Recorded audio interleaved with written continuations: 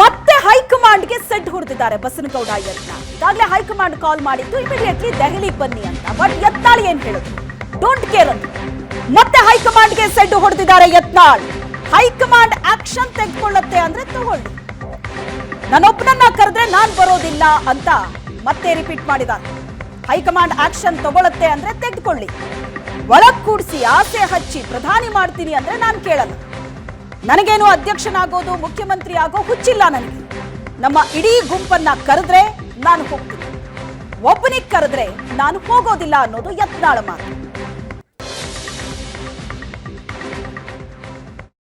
ನಮ್ಮ ಇಡೀ ಗುಂಪಿಗೆ ಕರೆದ್ರೆ ಹೋಗ್ತೀನಿ.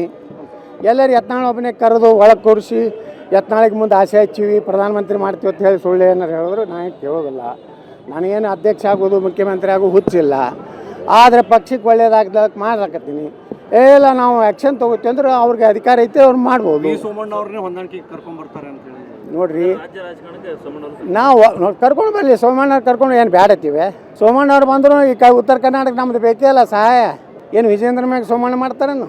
ಸೋಮಣ್ಣನ ಕೆಡೋದಾಗಿ ಇಡೀ ಅಪ್ಪ ಮಕ್ಕಳೇ ಎಷ್ಟು ದುಡ್ಡು ಕಳಿಸ್ಯಾರ ಅವ್ರಿಗೆ ಸೋಮಣ್ಣವ್ರು ಹೇಳ್ಯಾರಲ್ಲ, ಅವ್ರಿಗೆ ಕೇಳ್ರಿ ನೀವು. ನಿಮ್ಮನ್ನ ತುಮಕೂರು ಲೋಕಸಭಾದಾಗ ಸೋಲಿಸಲಿಕ್ಕೆ ಎಷ್ಟು ದುಡ್ಡನ್ನು ವಿಜೇಂದ್ರ ಯಡಿಯೂರಪ್ಪ ಕೊಟ್ಟು ಕಳಿಸಿದ್ರು ಅನ್ನೋಂಥದ್ದನ್ನು ಸೋಮಣ್ಣವರೇ ಹೇಳ್ಯಾರ. ಅವ್ರಿಗೆ ಇನ್ನೊಮ್ಮೆ ಪುನರುತ್ಥಿಸ್ತೀನಿ. ಅವ್ರ ಮ್ಯಾಗ ನಿಮ್ಮ ಕ್ರಮ ಏನು? ನೀವು ಅಧ್ಯಕ್ಷ ಆಗಿ ಬಂದ್ರೆ ತಿಳ್ಕೊ, ಅವ್ರ ಮ್ಯಾಗ ಏನು ಕ್ರಮ ತಗೋತಾರೆ ಅದನ್ನು ನಾ ಪ್ರಶ್ನೆ ಮಾಡ್ತೀನಿ.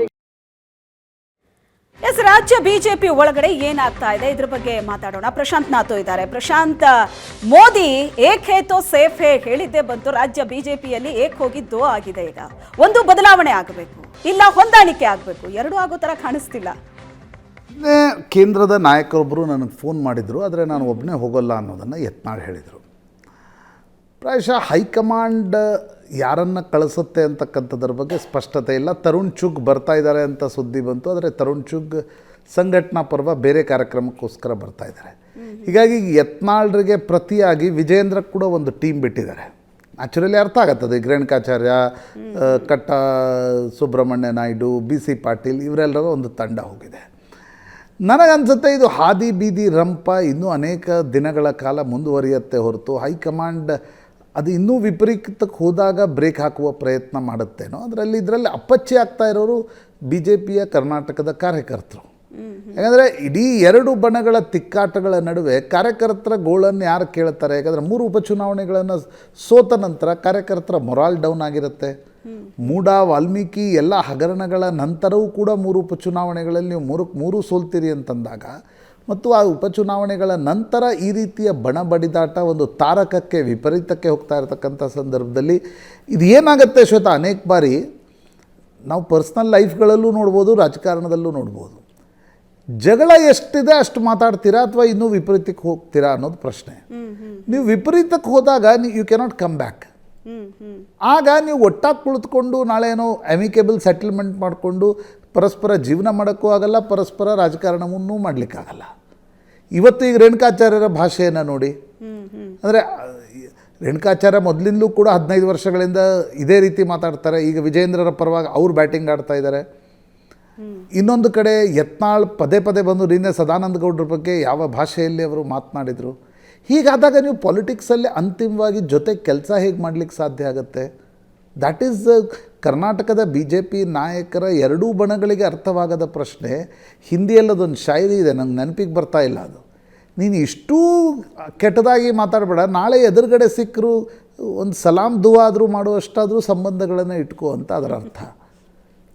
ಇವತ್ತು ಯತ್ನಾಳ್ನಿಂದ ಸದಾನಂದ ಗೌಡ್ರ ಬಗ್ಗೆ ಏನೆಲ್ಲ ಮಾತನಾಡಿದರು, ಇವತ್ತು ರೇಣುಕಾಚಾರ್ಯ ಮಾತಾಡ್ತಾ ಇದ್ದಾರೆ. ನಿಮಗೆ ಹೈಟ್, ನನಗಂತೂ ನಿನ್ನೆ BC ಪಾಟೀಲ್ರ ಹೇಳಿಕೆಯನ್ನು ನೋಡಿ ಹೈಟ್ ಅನ್ನಿಸ್ತು. ಅಲ್ಲ ಏನು ಯತ್ನಾಳ್ರು ಕಾಂಗ್ರೆಸ್ ಜೊತೆಗೆ ಒಳ ಒಪ್ಪಂದ ಮಾಡ್ಕೊಂಡಿದ್ದಾರೆ. ನೀವು ಬಂದಿದ್ದೇ ಕಾಂಗ್ರೆಸ್ನಿಂದ. ರೇಣುಕಾಚಾರ್ಯ ಹೇಳ್ತಾ ಇದ್ರು ಸೋನಿಯಾ ಗಾಂಧಿ, ರಾಹುಲ್ ಗಾಂಧಿ ಜೊತೆಗೆ ಯತ್ನಾಳ್ರ ಒಳ ಒಪ್ಪಂದ ಇದೆ. ಇನ್ನೊಂದು ಕಡೆ ಯತ್ನಾಳ್ ಹೇಳ್ತಾರೆ ವಂಶ ಪಾರಂಪರ್ಯ ರಾಜಕಾರಣವನ್ನು ನಾನು ಒಪ್ಪಲ್ಲ. ಪಕ್ಕದಲ್ಲಿ ರಮೇಶ್ ಜಾರಕಿಹೊಳಿ ಅವರನ್ನು ಕರ್ಕೊಂಡು ಓಡಾಡ್ತಾರೆ. ಅಂದರೆ ನೀವು ಇಷ್ಟು ಕಾಂಟ್ರಡಿಕ್ಷನ್ಸ್ ಎರಡೂ ಬಣಗಳ ನಡುವೆ ಮಾತಿನಲ್ಲಿ ಎಲ್ಲೂ ಒಂದು ಕಡೆ ನೋಡಿ, ಅನೇಕ ಬಾರಿ ರಾಜಕಾರಣದಲ್ಲಿ ಏನಾಗುತ್ತೆ, ನೀವು ಬೋರ್ಡ್ ರೂಮ್ನಲ್ಲಿ ಕುಳಿತುಕೊಂಡು ಎಷ್ಟೇ ಜಗಳ ಆಡಿ, ಎಕ್ಸಾಕ್ಟ್ಲಿ 4 ಗೋಡೆಗಳ ಮಧ್ಯೆ things will fall in line. ನಿಮಗೊಂದು ಬದಲಾವಣೆ ಮತ್ತು ಸುಧಾರಣೆಗೆ ಅವಕಾಶ ಸಿಗುತ್ತೆ.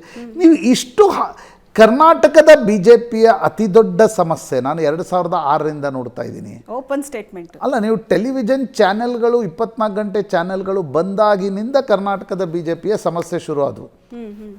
ಅವು ಎರಡು ಒಂದೇ, ಅಂದರೆ 18 ವರ್ಷದಿಂದ ಅದು ನಡೀತಾನೆ ಇದೆ. ಪದೇ ಪದೇ ಹೊರಗಡೆ ಕಾಂಗ್ರೆಸ್ನಲ್ಲಿ ನೋಡಿ, DK ಶಿವಕುಮಾರ್ಗೆ ಅದು ಬೇಸರ ಇತ್ತು, ಎಲ್ಲಾದರೂ ಅವ್ರು ಬೇಸರವನ್ನು ವ್ಯಕ್ತಪಡಿಸಿದ್ರು. ಎಕ್ಸಾಕ್ಟ್ಲಿ, ಅದು ನಿಜ. That is what maturity is all about. ರಾಜಕಾರಣದಲ್ಲಿ ನಿಮಗೊಂದು ಪ್ರಬುದ್ಧತೆ ಇರಬೇಕು. ಹೌದು ಹೌದು. ನನಗೆ ಬೇಸರ ಇದೆ, ಸಾರ್ವಜನಿಕ ಜೀವನದಲ್ಲಿ ಹಂಗೆ ಆಗತ್ತೆ ಅನೇಕ ಬಾರಿ. ನನಗೆ ಇವ್ರ ಜೊತೆ ಕೆಲಸ ಮಾತಾಡಬೇಕು ಅನ್ನೋದು ಅವರಿಗೆ ಬೇಸರ ಇದೆ. ಅದರ ಅರ್ಥ ಇಲ್ಲ ನಾನು TV ಕ್ಯಾಮ್ರಾಗಳು ಸಿಕ್ಕಾಕ್ಷಣ ಬಾಯಿಗೆ ಬಂದದ್ದಾನೆ. ರೇಣುಕಾಚಾರ್ಯ ನೋಡಿದ್ವಿ, BC ಪಾಟೀಲ್ ನೋಡಿದ್ವಿ, ಅಲ್ಲಿ ಯತ್ನಾಳ್ರು ಕೂಡ ಅದೇ ಮಾತಾಡ್ತಾರೆ. ಹಾಗಿರುವಾಗ ಇದನ್ನು ತೇಪೆ ಹೈಕಮಾಂಡ್ ಬಂದು ತೇಪೆ ಹಚ್ಚಬೇಕಂದ್ರೂ ಕೂಡ ನೀವು ಇಷ್ಟೊಂದು ಹಾದಿ ಬೀದಿ ರಂಪ ಮಾಡ್ಕೊಂಡ್ರೆ ತೇಪೆ ಹೆಂಗೆ ಹಚ್ಚಕ್ಕಾಗತ್ತೆ? ಎಸ್ ಎಕ್ಸಾಕ್ಟ್ಲಿ ಪ್ರಶಾಂತ್, ಇದು ಎಲ್ಲಿಗೆ ಹೋಗಿ ನಿಲ್ಲತ್ತೆ ಗೊತ್ತಿಲ್ಲ. Thank you so much Prashant.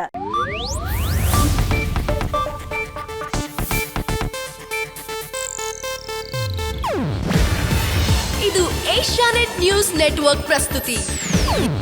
ನೀವು ನೋಡ್ತಿದ್ದೀರಾ ಏಷ್ಯಾನೆಟ್ ಸುವರ್ಣ ನ್ಯೂಸ್.